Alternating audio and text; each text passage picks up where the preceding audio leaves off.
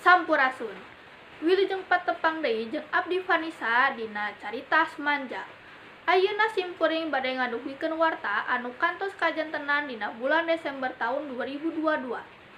Majelis Pemusyawaratan Kelas nu disingkat MPK periode 2022-2023 SMA Negeri Jatinangor ngagelar pamilihan umum Ketua OSIS Semanja periode 2022-2023 dina poe Jumaah kaping 16 bulan 12 tahun 2022. Pemilihan dilakukan sabab masa kadudukan OSIS angkatan 2002 hiji 2022 geus lengser. Sajumlah 1085 pamilih nyaeta siswa-siswi Semanja ngalaksanakeun pamilihan ketua OSIS di kelas masing-masing. Pamilihan dibuka tabu 10 nepi ka tabu hiji. Pamilihan ketua OSIS Semanja periode 2022-2023 dilaksanakan kusabab masa kapimpinan ketua OSIS periode 2002 hiji 2022 Rifki Firmansyah geus rengse.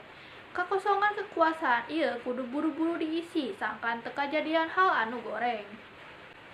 Tinu hasil pamilihan ditampa hasilnya eta Marcel Patoro Agiatsal kelas 11 MIPA 3 nu menang sora saloba 523 sora.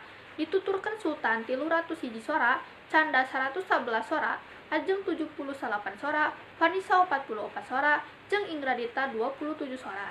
Hasilna, Marcel anu jadi ketua OSIS periode 2022-2023.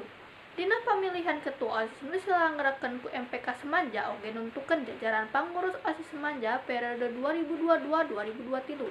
Palaksanaan pamilihan umum ketua OSIS ieu jalan kalayan lancar. Sakitu warta anu parantos tiasa didugikeun ku simkuring ka pamiarsa sadayana. Abdi Vanessa pamit undur diri.